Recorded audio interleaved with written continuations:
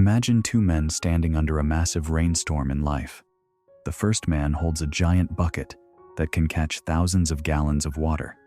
He makes a lot of money, and cash pours into his account like a roaring waterfall. But at the bottom of that bucket, there are hundreds of invisible holes leaking away. Expensive car payments, unused online subscriptions, luxury goods bought just to show off on Instagram, and a heavy burden called fake pride. No matter how much goes in, it pours out just as fast. When the storm passes, his bucket is empty. He stands there, exhausted, anxious, and completely broke. The second man holds only a small cup, but his cup is made of solid steel, without a single hole. Even if the rain outside is just a drizzle for him, he patiently catches every single drop, refusing to waste even a tenth of it. Once his cup is full, he quietly pours it into a giant, sturdy steel barrel behind him, then a second barrel, then a third.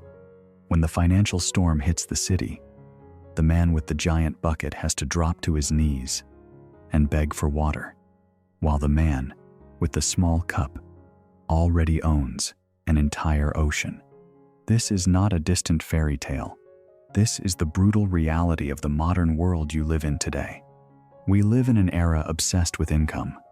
We are brainwashed to believe that the only way to solve all of our stuck situations, pain, and poverty is to make more money.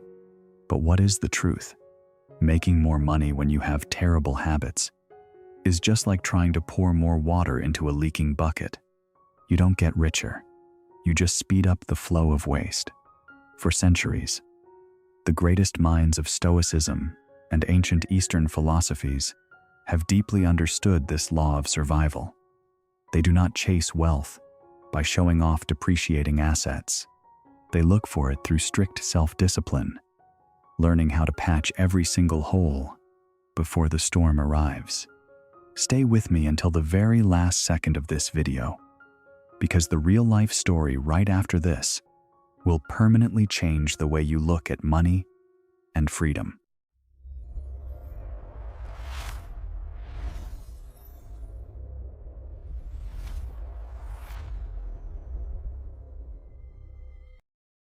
Arthur backed his 2003 Ford Ranger into his driveway slowly, with no rush, just like he had done for the past 20 years. The truck had a large dent on the passenger door, the battle scar from a time he hauled wood to help fix a friend's house. And he never once thought about spending $500 to pop it out. To Arthur, a car was just a tool. A tool needs to be useful. It doesn't need to be admired. Right across the street, Victor just turned off the engine of his brand new jet black BMW X5. The car still had the temporary dealer plates on it. Victor stepped out, adjusted his expensive sunglasses, looked around, and gave a little nod to Mrs. Patterson, who was watering her plants next door. It was a proud nod that said, "Look at me, I've made it." And everyone on Maple Drive thought exactly that. The neighborhood had made up its mind a long time ago. Victor was a rising star in the tech sales industry, with a brilliant future. And Arthur, he was just an old guy in his 50s, working as a county building inspector for an average salary, living a boring life, in a rotation of 3 flannel shirts, worn week after week. But here is the brutal truth about what people see. It is almost never the full picture. Arthur bought his house the exact year the Seattle real estate market completely crashed. It was a foreclosed property, ruined, and filled with trash, because Arthur could fix anything with his own 2 hands. He spent 2 years of his weekends tearing down walls, redoing the plumbing, and laying down every tile. He paid off his mortgage completely 9 years ago. He ate home-cooked meals, walked his dog Buster after dinner, and spent his days off fixing a leaky faucet or stabilizing a shaky shelf. Things that other people would immediately throw money at to hire a contractor. Arthur solved himself. Then look at Victor, 38 years old, a tech sales director. His salary was a dream for many, but his lifestyle was a giant money shredder. Every few months, he changed all the furniture in his house to chase the latest trends on Pinterest. He had dozens of active monthly subscriptions online that he couldn't even remember signing up for. He went to Vegas every quarter with his friends just to maintain his high-status image. The BMW, leased, the watch, financed on a credit card. The rest of his life? Sustained by Visa cards, pushed to their absolute limits. Victor always comforted himself with a classic lie. Next month, when my big commission check hits, I'll pay it all off. At the weekend neighborhood barbecues, people gathered around Victor, listening to him talk about his travels and projects. Victor was the living proof of success. Nobody talked about Arthur. He was just like an old tree in the front yard, always there, silent and invisible. Collapsing doesn't happen like a massive sudden earthquake. It happens like tiny cracks that you choose to ignore every single day. Things began to change. When Victor stopped parking the BMW outside, he started hiding it in the garage, pulling the garage door down. The exact second his wheels crossed the line. It wasn't because Victor had suddenly learned humility. It was because his phone kept ringing, with long calls from unknown numbers. The bank's debt collection department. Victor knew their process well. If the repossession agents spotted the car sitting openly in front of the house, a tow truck would roll up at 2 a.m. and chain his car away. Before he even woke up, his pride was now forced to hide inside a dark garage. Look at Victor's screen right now. It is 2 a.m. He is trying to log into his 4th credit card account to see if he can squeeze out just a little more room. He needs to buy groceries for next week. Real food, not DoorDash, not a fancy restaurant, just eggs, bread, and some ground beef. He looks at his final available balance, $87.42. Let that number sit in your mind for a few seconds. A man who wears thousands of dollars in clothes every day and drives a $60,000 machine to get looks of admiration from his neighbors actually has less than $100 left to survive. He doesn't own those things. Those things own him. He has fallen directly into what behavioral psychologists call the pain of paying. Why is our generation so terrible at keeping money? Because the modern financial system has turned money into something invisible. When you used physical cash in the last century, you held a stack of bills, counted them one by one, and when you handed them to a cashier, your brain actually activated its physical pain centers. You felt the loss. You felt a piece of your life energy leaving the palm of your hand. But today, mega financial corporations have spent billions of dollars to completely kill that pain. They call it frictionless spending. You just tap your Visa card. You double-click the power button for Apple Pay to scan your face. You click Buy Now on Amazon. The money leaves without a trace, without a single heavy feeling in your chest. You don't see your money drop. You only see numbers change on a piece of glass. The pain is completely numbed until the end of the month, when the bill arrives. But by then, it is too late. The fortress has already fallen from the inside. Pride is an expensive religion, and once you can no longer afford to pay taxes to it, it will turn around and tear you apart without mercy. On a Thursday night, Victor sat on his front steps. He looked like a man who hadn't slept in a week. The confident energy of a successful director was completely gone, leaving behind only the empty shell of a debtor, standing on the edge of bankruptcy. Arthur was walking his dog Buster past the house and stopped. He didn't look at Victor with judgment or pity. He just asked a short question. "Are you okay?" Victor tried to give his automatic answer. "I'm fine. Everything is great." But at that very moment, the heavy mask of lies he had been carrying for so long became too heavy. It shattered instantly. "No, Arthur. I am not okay. I am drowning." Arthur didn't give cheap moral advice. He didn't lecture him. He silently tied Buster's leash to the porch railing, sat down on the cold concrete step right next to Victor, looked out at the empty road, and said, "Tell me about it." And Victor poured his heart out. He admitted all the dark secrets he had been hiding. The credit card debts that grew out of control, the endless car payments, the panic attacks suffocating his chest at 2 a.m, and the terrifying feeling of realizing his entire life was built out of smoke, just to get nods from the people around him. Arthur listened silently, from beginning to end. After a long pause, he reached down, gently scratched Buster's ear, and said something in a warm, calm voice that Victor would never forget for the rest of his life. "Don't you find this funny, Victor? I have more money than I will probably ever spend in the rest of my life, and not a single soul on this street knows it. You have almost nothing, yet everyone thinks you are rich." Victor couldn't lift his head. Arthur sighed, looking out into the foggy Seattle night, his voice dropping as he carried an ancient memory.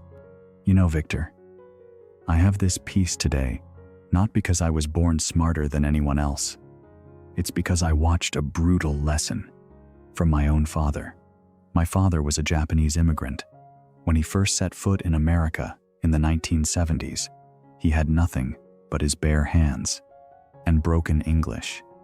He worked 14 hours a day in a mechanical workshop. Around him, his co-workers rushed to bars every weekend and bought flashy Mustangs on credit just to prove they could keep up.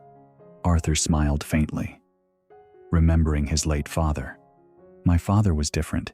He still walked to work, and he still ate the simple rice balls with sesame salt my mother prepared. The guys in the shop laughed at him. They called him cheap, a poor man who didn't know how to enjoy the American dream. But my father didn't care. Every single night, under the dim light of our cramped, rented room, I always saw my father sitting straight up, opening a raw paper notebook and holding a black ink pen. He called it his journey of facing himself. My father taught me a philosophy that the Japanese call Kakeibo, which translates to household financial ledger. He told me, "Arthur, this world will always try to remove friction, so you spend money without thinking. To heal the disease of waste, you must create friction for yourself." My father made me stop mindless spending and return to the basics: a physical notebook and a pen. He explained that when you force the muscles of your hand to move, pressing the pen onto the paper to write down every small expense, your brain is forced to process that transaction in a completely different way. The act of writing slows down your thoughts. You will ask yourself, is this item really worth the effort of opening my ledger, picking up a pen, and tracking it? Is it worth the life energy I traded for it? Your wallet doesn't go empty because of big expenses. It goes empty because of the tiny leaks you think are harmless. My father ran our family's life based on 4 core questions. He wrote on the first day of every month. 1. How much money do I actually have available? Your actual income after taxes. 2. How much would I like to save? Your target savings goal. 3. How much must I spend to survive? Your fixed expenses. And 4. What is my promise for this month? Where can I improve my mistakes? Most people out there live by a backwards formula. They get paid. They rush to spend money on their wants first, and then they promise to save whatever is left over.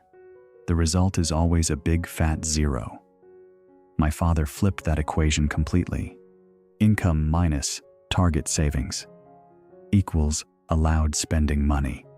He took the savings out immediately the moment he got paid and moved it to a place he couldn't touch. He forced the family to survive on what was left. By doing this, he created a state called artificial scarcity. When your brain senses that there is little money left in the wallet, your survival instinct kicks in. You become more creative. You stop wasting, and you start prioritizing survival needs over temporary wants. My father never looked at his bank balance to decide if he could afford something. He looked at the remaining spending limit in his Kakeibo ledger. Kakeibo, to control the flow of water. You must divide it into fixed boxes. Arthur explained to Victor that the Kakeibo ledger divides all spending into 4 atomic buckets. Bucket 1, survival, basic food, rent, medicine, and minimum transport. These cannot be cut to zero, but they can be optimized. Bucket 2, optional, the biggest hole in your bucket, dining out, impulse clothes shopping, drinks, and useless subscriptions. This is where the life or death battle against poverty is won or lost. Bucket 3, culture, turning money into a tool to enrich your mind and soul. Good books, advanced courses. Kakeibo encourages this because it is an investment in your core capabilities. Bucket 4, extra, reserved for unexpected events, a broken computer, a sudden car repair, or unplanned gifts. Every single evening, Arthur spent exactly 3 minutes of his life sitting at his desk, repeating the exact ritual his father had passed down to him. He took out his paper receipts from the day, picked up his pen, and sorted them into these exact buckets. Most people wait until the end of the month to look at their bank statements. That isn't managing money, that is an autopsy. By then, the patient has been dead for a long time, and you are just looking at how tragically you died. Kakeibo is checking your pulse every night to ensure your financial body stays completely healthy.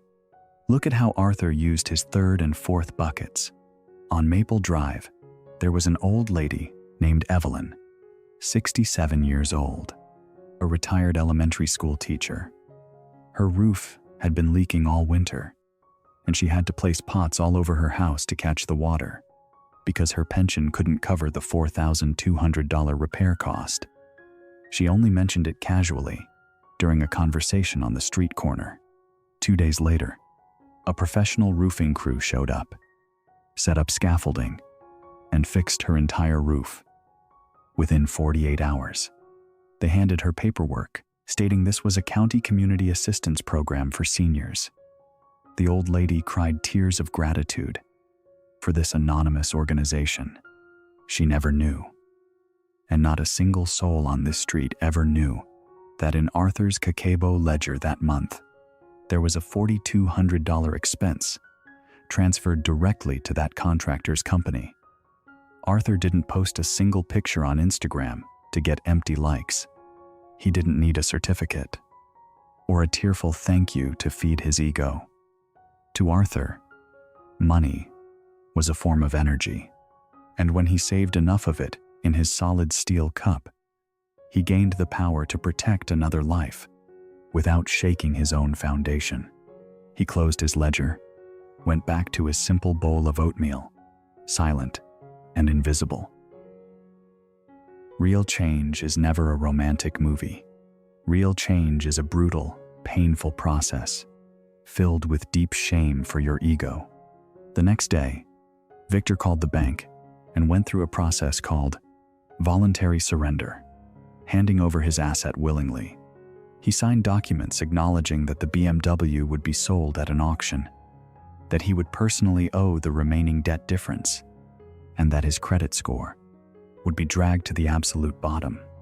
The morning the car was towed away, Victor stood by his kitchen window, watching. The process was very fast. The worker in the reflective vest hooked chains to the frame, pulling the $60,000 machine onto the flatbed. The entire thing took exactly 4 minutes. 2 years of stressing out, dealing with heart palpitations, and breaking into cold sweats, all exchanged for 4 minutes of an unfeeling tow truck ride. His fake pride disappeared with the smoke of that truck. A week later, Victor drove home a 2011 Honda Civic, bought with the final cash he gathered from selling his designer watch and luxury tech gadgets at a used car lot outside of town. The car had obvious rust spots around the wheel wells, and the interior smelled like cheap air freshener from the previous owner. Victor sat in the car for 10 minutes before walking into his house. He placed both hands on the faded plastic steering wheel, looking at the basic analog dashboard gauges. This car could not win him nods from Mrs. Patterson. It could not get him viral photos on Instagram. But when he turned off the engine and stepped out, he realized a miracle. No bank had the right to call him over this car anymore. No dealer could send a past due notice to his house. It was his, completely his. No debt, no lease. Victor began his Kakeibo challenge, as seriously as if his life depended on it. And honestly, it did. The discipline of Arthur's immigrant father now lit up his dark path. He canceled every unnecessary subscription. He learned to cook at home. His first meals were terrible. The meat was burned and the rice was dry, but he still ate it, because he knew every home-cooked meal was a brick, helping him patch his leaking bucket. He manually drew the columns in his paper notebook, tracking every single cent. 6 months later, for the first time in 5 years, Victor had a month where the money left in his account after subtracting all expenses was a positive number. Just a few $100s, but it was clean money. Money completely free of debt. He took his Kakeibo ledger, walked across the street, and knocked on Arthur's door. When Arthur opened it, Victor didn't talk about grand business plans. He just looked at him and said, "Last night, for the first time in years, I slept completely through the night until morning." Arthur smiled. A smile as warm as spring sunshine. Feels completely different, doesn't it? Victor nodded, a tear rolling down his cheek. It feels like I can finally breathe. A year passed on Maple Drive. The lawns were still green. The automatic sprinklers still turned on at 6 in the morning. And the mail was delivered predictably every day. From the outside, looking in, nothing had changed. But on the inside, a massive biological revolution was complete. Victor's garage door was now always open. The beat-up Honda Civic sat right there in the middle of the yard for everyone to see. Victor no longer cared what people whispered about his car. He had completely stopped playing society's scoring game. He had learned the ultimate essence of a concept called the invisible wealth rule. Most people in the consumer society earn money and immediately convert it into visible, touchable materials they can show off. Shiny cars, trendy clothes, and luxury trips to buy empty likes on social media. They think they are accumulating wealth, but the truth is, that money has vanished from their lives forever. It has turned into a pile of metal and fabric sitting in their driveway, constantly losing value every single second. The invisible rich, like Arthur, do the exact opposite. They earn money and immediately convert it into things that the human eye can never see. Internal peace, home equity, index funds, and compounding assets that generate money while they sleep. Their wealth is completely invisible. You can never spot it from the outside. And that is exactly why this system works perfectly. Because when your wealth is invisible, nobody around you can pressure you to spend more of it. No one expects you to upgrade your life. No one sets a higher standard to force you to run on a treadmill. You gain an absolute privilege that money cannot easily buy, the quiet peace to keep building your empire in complete silence. My friend, perhaps right now, as you listen to these words in the final seconds of this video, you are in the exact same position Victor was in a year ago. You are forcing yourself to carry expenses far beyond your limits, just to keep a fake look of respect from the people around you. You are swiping your card unconsciously, and every single night, you face a vague, terrifying fear about your financial future. But remember Arthur's words: true success is not a crown that falls from the sky for us to celebrate overnight. Success is a system of tiny, atomic habits, repeated every single day, with absolute respect for time. You cannot change your income tomorrow. You cannot force your boss to give you a raise instantly. But there is one thing you have absolute power over right now: the flow of waste leaving your own wallet. I want to give you a challenge, the 7-day Kakeibo challenge. For the next 7 days, step away from your digital banking apps. Prepare a small paper notebook and a pen every single evening before you go to sleep. Spend exactly 3 minutes to manually write down every single cent you spent during the day. Whether it is a cheap drink, a parking fee, or a dinner, write it down with the physical movement of your own hand. On the 7th day, open that notebook, use a red pen, and circle every expense that belongs to bucket number 2, your temporary wants. Add those numbers together. I promise you will shock yourself when you realize how much of your own life energy you are voluntarily setting on fire for completely useless things.